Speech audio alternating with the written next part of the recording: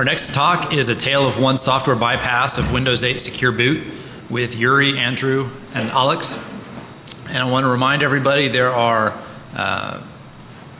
survey pods at the back of the room when you leave. If you touch your badge against that, that will email you a survey that you can fill out and let us know how we're doing, what you think of the speakers and the facilities and all that. We really appreciate everybody doing that.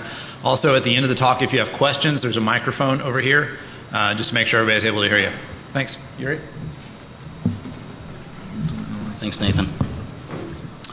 Yeah, thank you everybody for showing up for our presentation. One security guru told me some time ago that if you don't want to sweat presenting to a large audience, you can imagine that the audience is naked. So I'll do that trick. So dudes on the front rows, you're going to be messing with my psychology now. If you could switch with the girls from the audience, that would be great. So anyway, on a serious note, so my name is Yuriy. This is Andrew and Alex. They're my co-workers and co-speakers. They don't really speak English, so I'll do the talking. So whatever questions or concerns you have, please direct them to Alex and Andrew. So anyway, let's get started. So we're here today to talk about the Windows 8 Secure Boot and the problems in implementing Windows 8 Secure Boot on some of the platforms. And this is a rough agenda, really high-level agenda. We'll talk about UEFI, which is the new replacement for legacy BIOSes. We'll talk about the bootkit problem. Then we'll talk about how Windows 8 Secure Boot is solving that problem or intends to solve that problem. Then we'll jump to the security analysis of the implementations of the Secure Boot, and we'll conclude with a set of recommendations. So UEFI and bootkits. This is a rough picture of a firmware software stack on modern PC systems, or not just PC actually. So you have a bottom layer which is hardware, chipset, CPU, and a bunch of devices, network cards, hard drives, and so on. And you have a system firmware running on top of it, which if it conforms to the UEFI, then standard, then it's a newer software or firmware. In the past, it was a legacy BIOS. Right now, in UEFI terminology, that's the system firmware starts from sec security phase and then jumps to pre-UEFI initialization phase, where all the bootstrapping of the hardware is happening. And then it loads the so-called driver execution environments, core, dispatcher, so Dixie, which is then responsible for extending the functionality of the UEFI firmware by loading Dixie drivers from, let's say, removable media, hard drive, typically EFI system partition, option ROMs, EFI option ROMs. They're the same Dixie drivers, but they reside on add-on cards like network card or graphics card, or some EFI applications like pre-boot authentication or diagnostic, recovery, update, or like UEFI shell, for example. In order to boot the OS, the UEFI compliant firmware loads bootloaders. It could be, for a Windows case, that could be a boot manager firmware, which is the Windows boot manager, or fallback bootloader, which is boot x64 UEFI, which in their turn load the OS loaders, either WinLoad or WinResume. It's touchscreen, sorry. So depending on whether you are actually booting from cold boot or resuming from S3. So then those loaders are responsible for loading OS kernel, which is in its turn responsible for loading boot time drivers and the rest of the drivers. So where is UEFI in this picture? Reality is UEFI is only the middle of that picture. It's an interface between system firmware, which is platform-specific code. It's not legacy BIOS, but it's still platform-specific. It's a bunch of reference code for bootstrapping chipset, CPU, memory, and so on. And the layer above it and below the OS, that's the UEFI actually. So the benefits of moving to the UEFI from the legacy world is that it's an industry standard interface between the firmware and OS. It's agnostic of the processor or chipset architecture, and agnostic, OS agnostic. There is a C development environment, EDK or UDK. It offers a rich GUI-based pre-boot application environment, and it also includes the modular driver modal, so you can load drivers to extend your functionality of your UEFI-based BIOSes. UEFI bootkits, when they come to the picture. At the moment, we've now a set of legacy bootkits, which infect NBRs, VBRs, and associated data, but we haven't seen UEFI bootkits. That is mostly because, well, we've seen proof of concepts, but that is probably mostly because the OSs are still booting using legacy boot through the MBR and so on. So once the OSs move to the UEFI boot predominantly, then we'll probably see a surge of legacy bootkits moving to the UEFI bootkits. Oh, come on, this is touchscreen, that's interesting. So, yeah. So how UEFI bootkits compromise the system?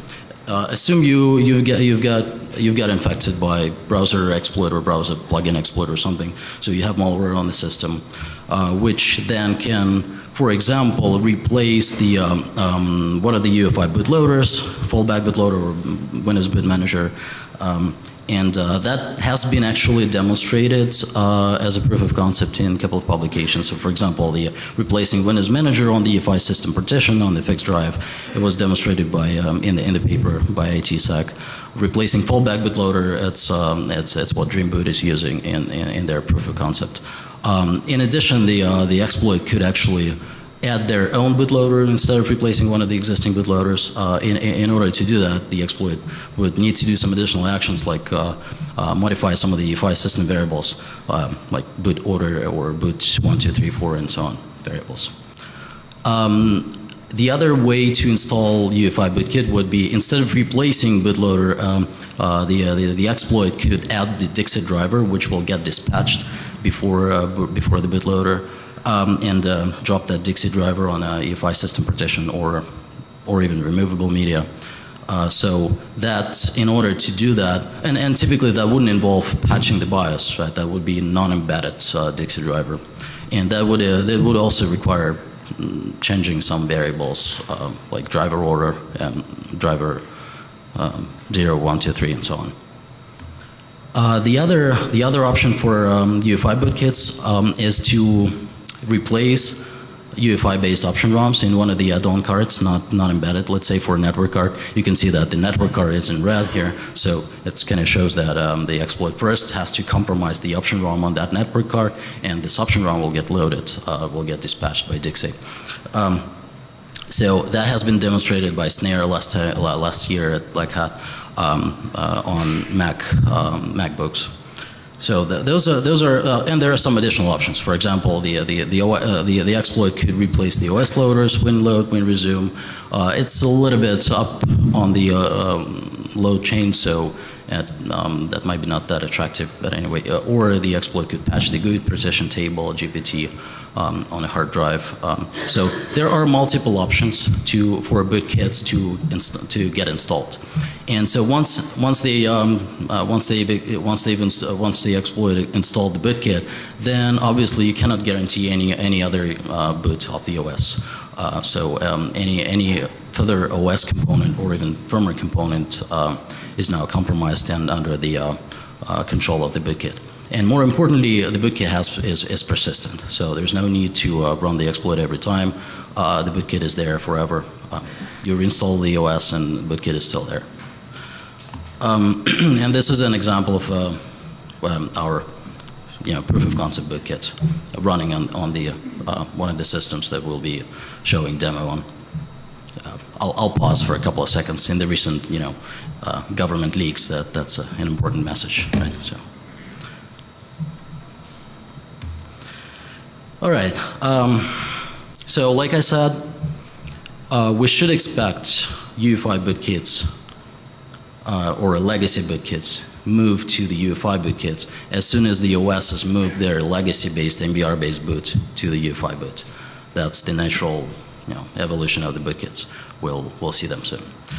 So how that problem generally fixed, or how we want to fix it, right? And the Windows 8 Secure Boot is precisely the architecture that is intended to solve that problem. So let's see how that actually does. Again, the same picture. You have a system firmware, platform specific, running on top of hardware.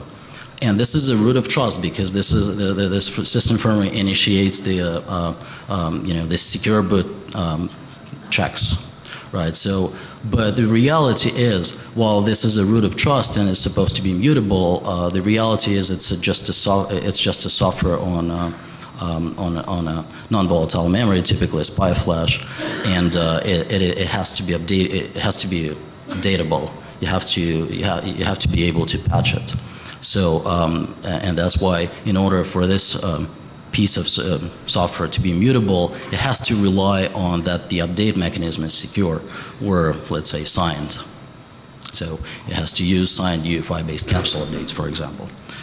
So once this immutable piece of firmware is established and secured through the update mechanism, then it can do the checks on the further component. For example, the option ROMs are all validated, the signatures are validated, or the hashes are validated before dispatching option ROM. The Dixie drivers, which are loaded from non-embedded media like removable or fixed drives, the signatures and hashes are checked. Any application like UEFI shell is checked for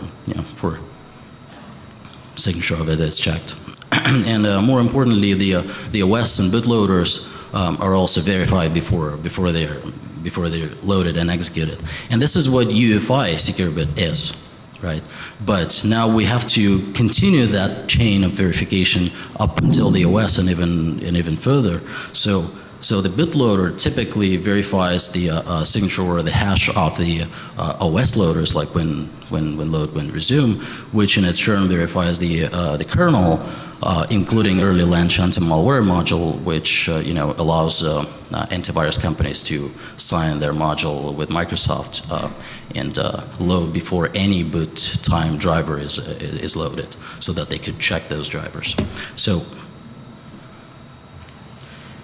Okay.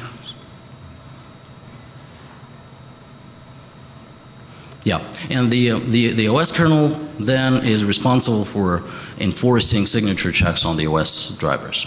Right, so this is Windows 8 Secure Boot, which sits on top of UEFI Secure Boot, and creates the whole picture from the start to the OS. So Secure Boot relies on certain keys to operate correctly and securely. So one of the keys is a platform key. It's a root certificate provided by the platform manufacturer, and it's typically stored in non-volatile memory like in SPI flash. And it is used to verify the update of the key exchange key. And the key exchange key, or a set of keys, it's a set of certificates typically belonging to Microsoft or a platform vendor, or even or Linux, or anyone can install actually. So they are used to verify the updates to the next DB and DBX databases, and those databases, DB is a allowed database. It contains X509 certificates, or SHA-1, SHA-256, 256 hashes of the allowed images, of the images that are allowed to boot. In DBX, this is a forbidden database. It contains the same information for the images that are prohibited to boot, that are not allowed to boot. In the earlier versions, DBX contained some other information like directly RSA public keys or the PKCS7 signatures, but not anymore in the newer versions of the UEFI code.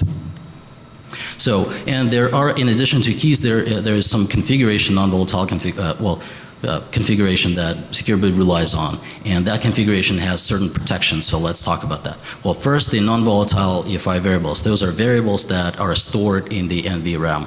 They're persistent across all boots. The boot service type of variables. This is the attribute of the variables that says that this variable is accessible at the boot time before the OS runtime, as opposed to runtime attribute, which identifies variables that are writable from the OS runtime. right? So, and typically OS provides an API to the UEFI runtime API to write to those variables. And the protection for secure boot keys is actually coming from the authenticated attribute. That's the attribute for UEFI variables that says that this variable can only be updated if you have a proper private key. So if you can sign the update and this signature can be verified by the certificate in one of the existing variables in NVRAM. So for example, if you update platform key or key exchange key, then you have to sign it with a private key, and the public key it should be in the PK variable already in NVRAM. And so on. So it's not just for a secure boot. Generally, there are other variables that can be authenticated, and you have to have a certificate in a specific CertDB UEFI variable to verify the update. So this is an example of platform key, the master root key for a secure boot on this Asus laptop that we're using for demo, right? So it's RSA to 2048. Okay, so the other configuration that secure boot relies on is the following on that foil. So there's a master enable disable control which essentially disables or enables secure boot. It's not non-volatile. It's initiated at the boot time. There's a setup mode. Setup mode is a setting for secure boot that says that hey, the platform doesn't have platform key installed. In that case, setup mode is set to setup mode. Otherwise, it's set to user mode. If the UEFI firmware is in setup mode, then the update to key exchange keys or DB, DBX are allowed. So custom mode, that's the mode of secure boot that allows you to update any keys for secure boot, even if platform key is installed, and it's typically should be modifiable only by physically present user. And the last one is secure boot enable. It's the variable. It's a master global enable disable control, similar to the first one, but the non-volatile version of that control. So again, it has to be changed. It has to be modifiable only when the user is physically present, when it approves the change. So there are dependencies on those variables. For example, if platform key doesn't exist, then the setup mode is set to setup mode. Otherwise, it's set to user mode. If secure boot enable variable exists in NVRAM, then and if the value is secure boot enable and the setup mode is in user mode, then the global secure boot is enabled. Otherwise, it's disabled. If secure boot enable variable doesn't exist, then it only depends on setup mode. So if setup mode is in user mode, then we enable secure boot. I mean UEFI firmware. If it's in setup mode, then secure boot is disabled. So it's important to understand those dependencies. There are policies. So for example, when you load you can load images from different places, from embedded firmware volume on the SPI flash, or from removable media, or from fixed media, and the UEFI firmware wants to apply certain policies what to do with those images. So for example, if you load it from embedded firmware volume, then the signatures are never checked. If you're loading from removable media or fixed media, then the corresponding policy is applied. Also, there are policies what to do on signature violation or the security violation. For example, you can ask the user what to do with that image. The signature didn't pass validation or the hash. So, or you can deny execution. So let's have a look at the actual process of validating the images. First, the code, the flow that validates all the loaded images, and this code is registered as a callback. So every time any UEFI-based image is loaded, this code is invoked. Right, so it does those checks. First, it checks policies. Again, if the image is from embedded firmware volume, then it just says, hey, I don't care, load it. I rely on the update, secure update. Or if it's in fixed media, then it takes the policy and applies that policy. If policy says always execute, it just returns without any checks. If policy says deny execute, it returns, it prevents image from loading, again, without any checks. So after checking the policy, it checks configuration. If secure boot is disabled, no need to do any checks. If the file is not in recognized format, then it's not allowed to execute. In earlier versions of the UEFI code, they've been checking some other things, some like secure boot enable directly or setup mode, but now those checks are redundant because they feed into the first check, so it's removed. So, and then once those checks passed, then of course you need to check actual crypto. And essentially hashes or signatures are verified by secure boot. If the image is not signed, then the flow checks for a SHA-256 hash. If it's found in prohibited database, then the image is not allowed to execute. Otherwise, if it's found in the allowed database, then the image is allowed to execute. If the image is signed, then the code goes through all the signatures because PE image can have multiple signatures. And if it finds any signature which is verified by the root or intermediate certificate in the prohibited database, then it blocks the image. Or if it sees that, hey, if the hash is in DBX, then again it prohibits the image. Then it checks all the signatures. If none of the signatures in the prohibited database, then it checks all the signatures again, and if any signature is verified by the root certificate in the allowed database, then in that case it allows to boot that image, or the hash is in the allowed database. In all other cases, the load is prohibited.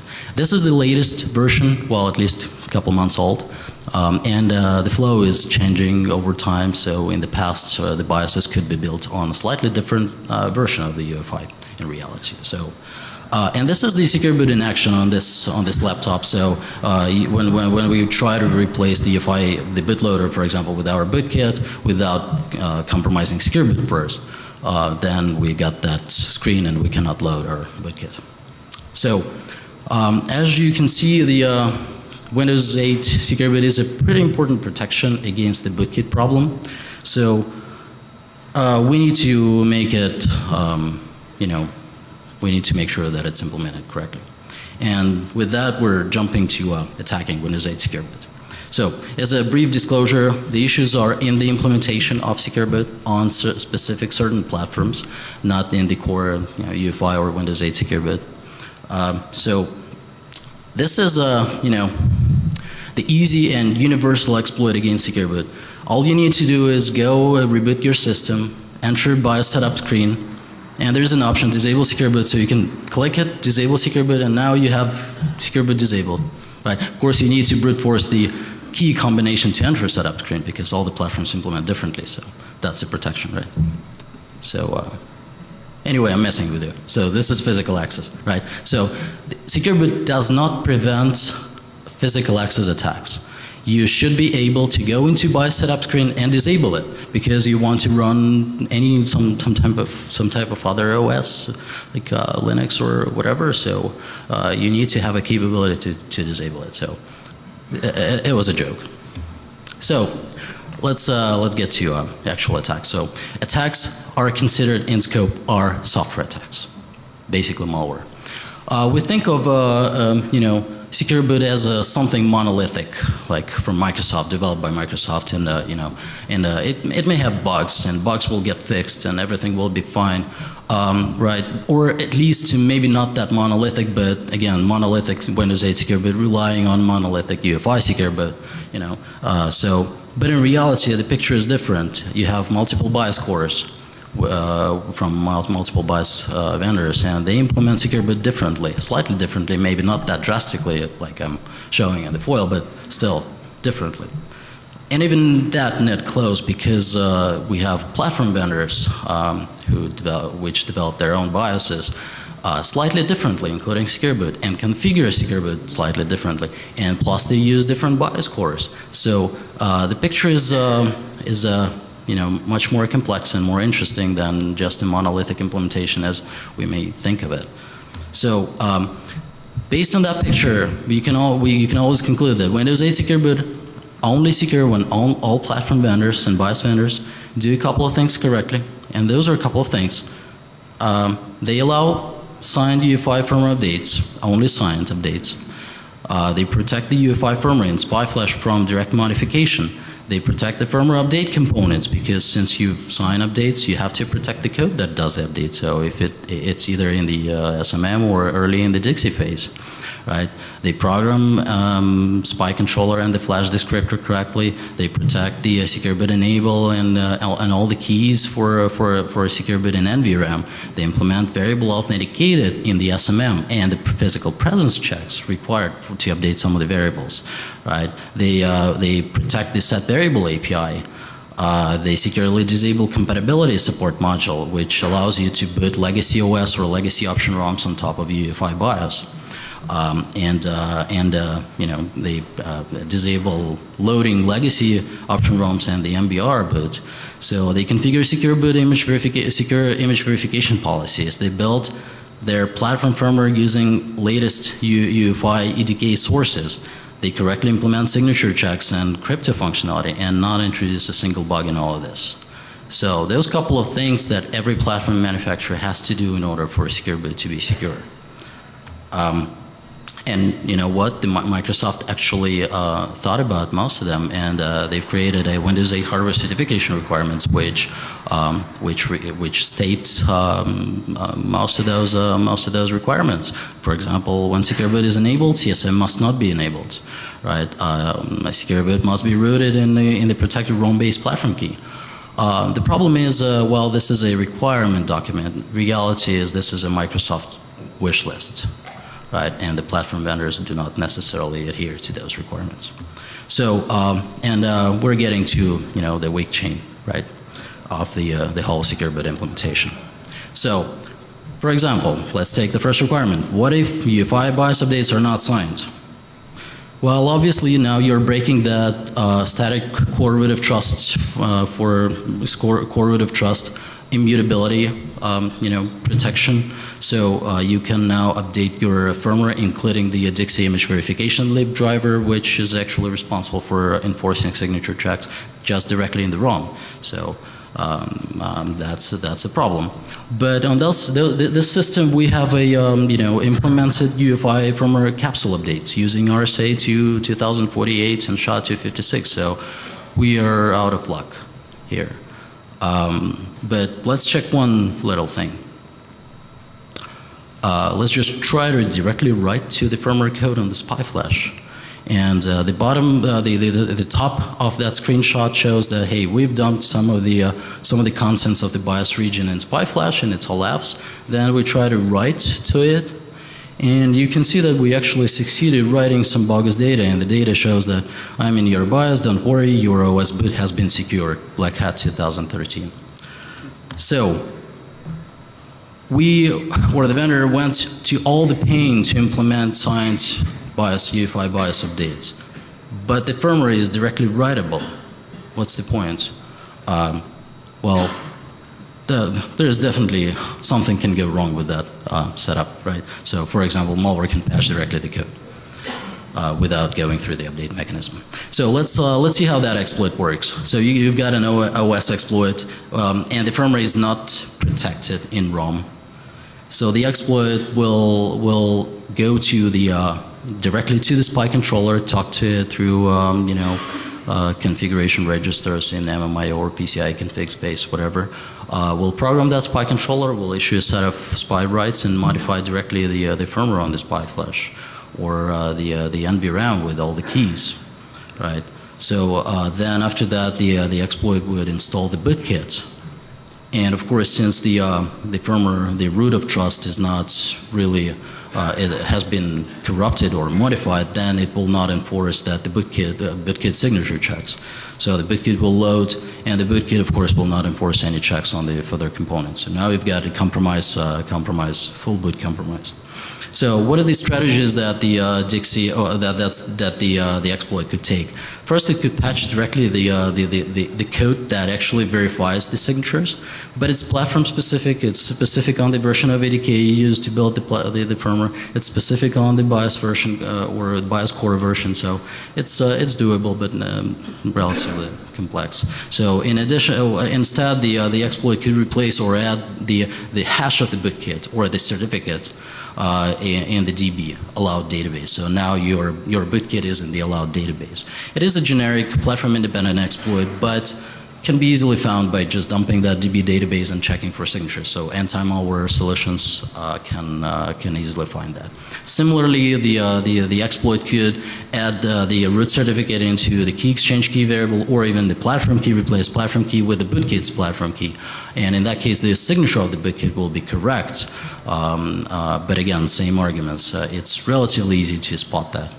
So the other strategies that the exploit could take is it can, UEFI defines the global secure boot enable control, and it should be, one bit somewhere, stored somewhere. So it should be easy. Just flip them one bit from 1 to 0 and disable secure boot. But reality is not that simple. So the platform vendors don't really, in most cases, use that variable. They use a very platform and vendor specific places to store that control.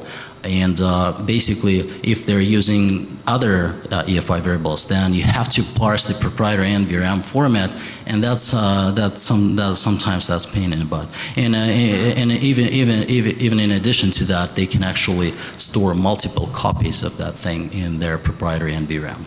So we've implemented that. We've implemented a simple strategy. We just replaced the NVRAM, the whole thing, to the state when secure boot was off. Yeah, it works. So, but it takes 10 minutes to run the exploit. So it's not that interesting.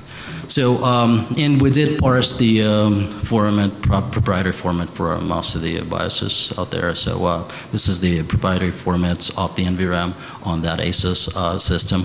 It's you can see that it actually has linked list of variables. It doesn't store the let's say secure boot enable as 1 or 0. It has a linked list of variables. If secure boot is off, then the pointer to the next variable is all Fs. Or if secure boot is on, then the pointer is actually pointing to some the next variable. So it's a pretty complex thing. So the simple strategy the exploit could take to bypass secure boot is, remember when platform key is not installed, what happens? The system goes into setup mode. Once the system goes into setup mode, secure boot is off. You don't have root key. Well, yeah, you cannot enforce any secure boot. So just make sure that the BIOS will not find platform key. And that could be done by just corrupting the name of the PK variable or the GUID of the PK variable. And in that case, the functionality responsible for signature checks will not find platform key, will enter setup mode, secure boot will be disabled, and it will skip all the checks. And this is a pretty generic exploit. It's independent on the platform or the vendor or anything, and it's 1-bit modification in the flash. So it's pretty simple. And you can see on the left side the platform key for that ASUS system, and on the right side is the same platform key, but we just corrupted the name, just with 1 byte. Oh, sorry, with 1 bit. We flipped, changed PK name to @key. And Windows 8 again, certification requirement states that hey, secure boot must be rooted in a protected ROM or ROM-based platform key. Well, obviously it's not true. So the next spoils will we'll show a couple of screenshots for the exploit. We'll demonstrate live, or we'll try to demonstrate live. So the first screenshot shows that hey, we have fully secure boot enabled. Second screenshot demonstrates the actual exploit. The exploit dumps the NVRAM, searches for a platform key, it finds all the instances of platform key, and flips the bit, basically corrupts the name of each of them in the SPI flash. And it's all installs the bootkit, of course, and it's all done. So upon reboot, if you enter setup screen, then you can see that the BIOS couldn't find platform key. It says it's not installed, although it's there, but it's not installed. It couldn't find it. And of course, since it couldn't find it, then it doesn't enforce secure boot checks on our bootkit. So the bootkit is executing. And when you boot into the OS, you dump the state of the secure boot, and you can see that secure boot is off because setup mode is on, because platform key wasn't found. So that's simple. We'll go to the demo. So Andrew will switch to that laptop, and let's hope that he will not mess with the 2-click sequence of to run the exploit.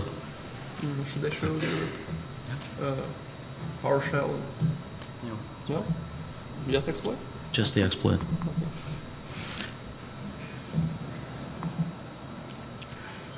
So that's running the exploit, basically the same actions that I've described, it just dumps NVRAM, corrupts the platform keys, disables, of course, write protection for the BIOS, installs the bootkit, and you can now press another button to reboot it. So now, after reboot,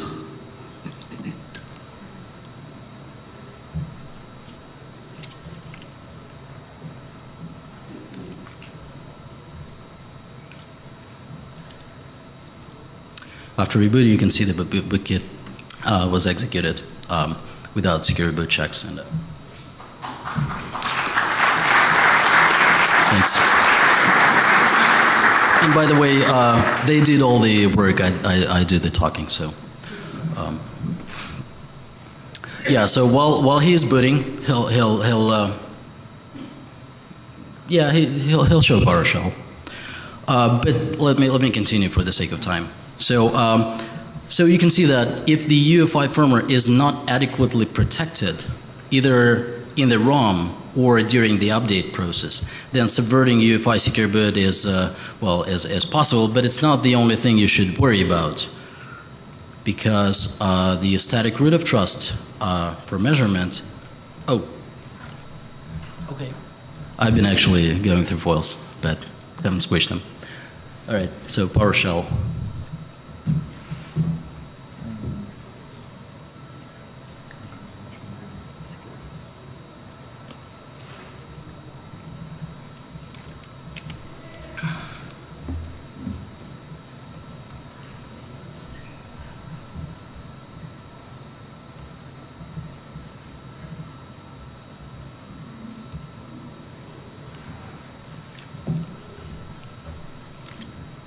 Yeah, so you can see that we've just turned off secure boot from the software. So anyway, sorry, I'm switching. So so bypassing secure boot when the UEFI firmware is not adequately protected is not the only of your worries. So the static core root of trust used for TCG measured boot and full disk encryption solutions that rely on the TPM, they are also bypassed, right? They are also broken. So here's a couple of papers on that topic that Evil made that compromises full disk encryption solutions with TPM.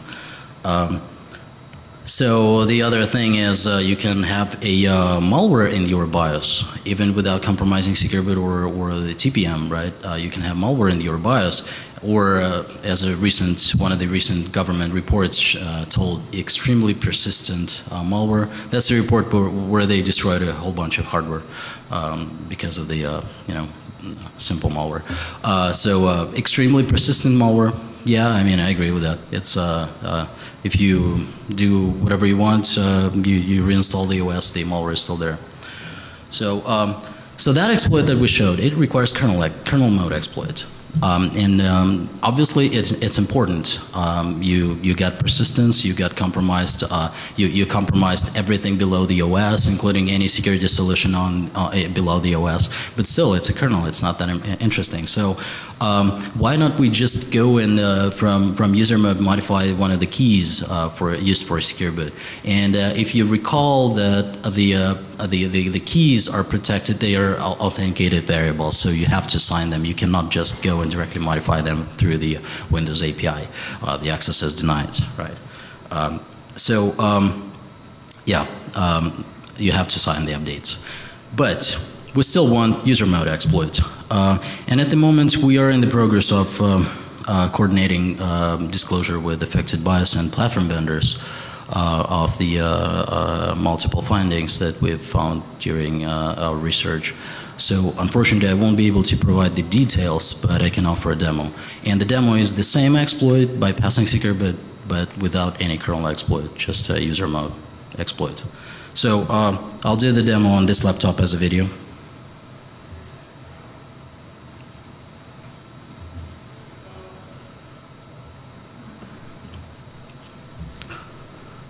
It's the vendor. It's called Censored.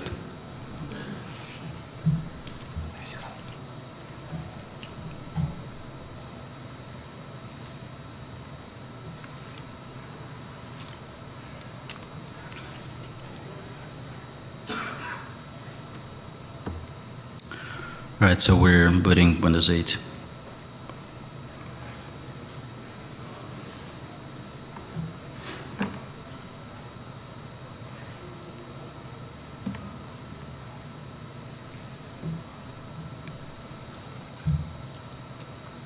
Again, just showing that secure boot is actually enabled on this system. So all the signature checks have to be enforced, and you cannot just install bootkit.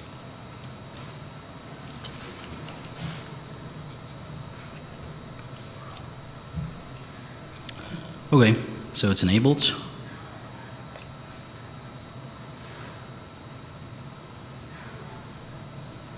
Now launching the exploit, it's a purely user mode exploit. There's even an option no driver. So we loaded the module, installed the compromised secure boot, and installed the bootkit. There are no details in the exploit, but we'll see the result.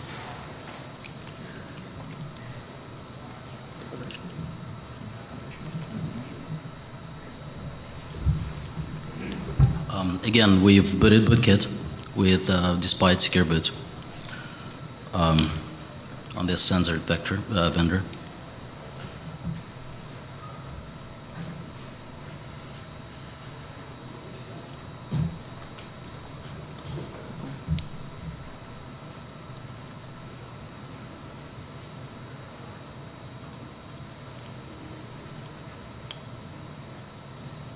The password is secret. Literally. So now we'll show the state of the secure boot, and there you will see a difference between this exploit and the previous exploit.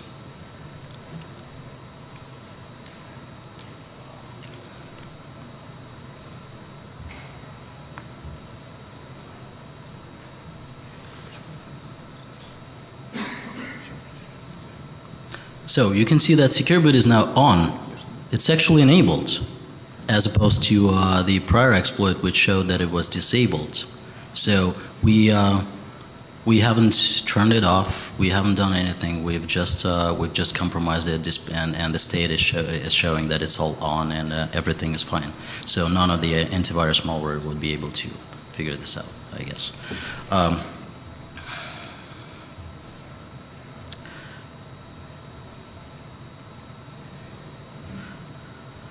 Okay, so now that we've seen that secure boot is possible to compromise, now what? Now, what are the recommendations that we can give to the vendors and to the two mere mortals? Well, first, the recommendations to the platform vendors. It's 2013, so in that year, only signed BIOS updates are allowed and acceptable. And that could be UEFI capsule-based updates or runtime updates from the SMM, either of those methods. The UEFI firmware has to be protected in ROM from direct modification, using one of the existing hardware mechanisms that the chipsets offer. And that includes not just the firmware, but also the UEFI variable NVRAM store in the ROM. Also, measuring secure boot configuration into PCR7 may prevent or complicate some of the exploit. For example, it can facilitate the detection of the exploit via remote attestation, or the Windows BitLocker can seal the encryption keys to the PCR7, and so if you have an exploit modifying configuration, then the BitLocker wouldn't unseal the encryption key. And that actually is recommended by the Microsoft in their hardware certification requirements.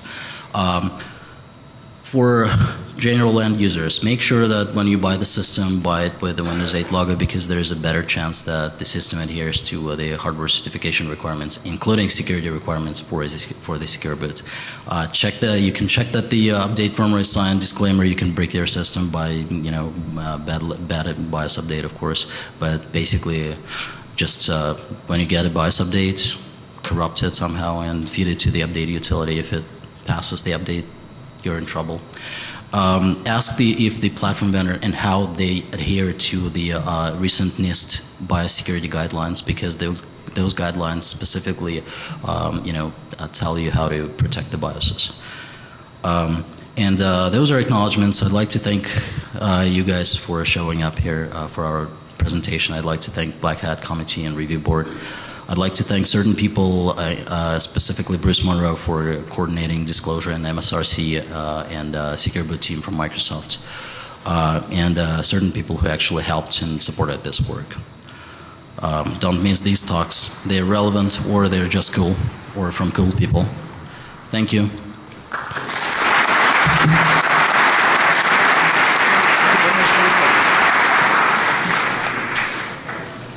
There's time for questions. There's a mic. If you're, I was joking. You can ask me questions. Question? Do you see benefit in having a hardware switch to disable UEFI firmware updates so that you flip the switch only when you need to? Well, you're not protecting UEFI firmware from, reflashing it, connecting the SPI programmer to the flash and reflashing the BIOS. So you're not protected from that. So hardware switch would be pretty much equivalent, maybe an easy mechanism to do that. So I guess, yeah, that's acceptable in my opinion. Thanks. Are you by chance going to be sharing these slides? Sorry, so the question is, will I share the files? Are you, the slides specifically, will you put them up on a website, or are you going to host them anywhere? Yeah, Black Hat should be posting them. Let me check with the Black Hat organizers. I think I can send a version. Thank you. And yeah, they will be shared definitely. You mentioned that all vendors should write protect in VRAM so you can't do the kernel mode exploit that you demoed. Do you have any sense of the prevalence of such protection at the current state of platform vendors? Is it just a problem with the particular one that you demoed? Was it the ASUS? How many times are people getting this wrong? So the question is, what is the prevalence of NVRAM not protected, right? Prevalence of systems, is that correct? Okay. Unfortunately, I probably won't be able to give the number. Well, in reality, I don't know. This is a very specific example of ASUS not doing that. Other vendors may be susceptible to that as well, but I doubt that I can comment. Did you have to search high and low to find that particular vulnerable platform? Maybe is one way of asking it in a safer way. Did I search? Meaning, did you have to buy many different? I just like ASUS. Okay. I use for most of those home systems at home are ASUS, so I just happen to have them. Thank you.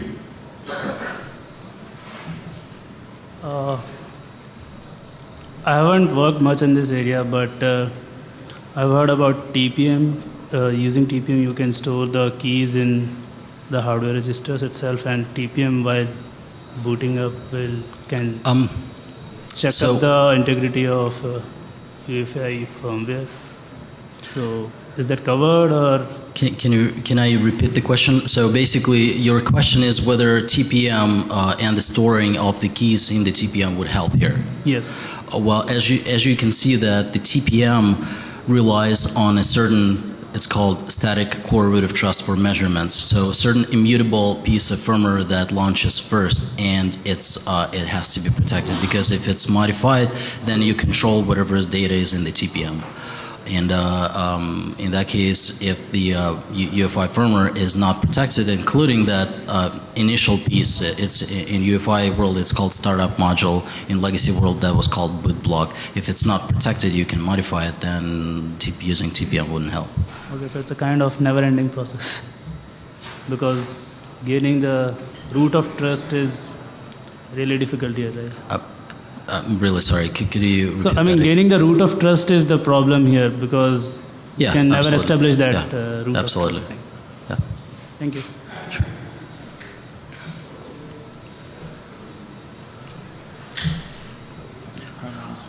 Would you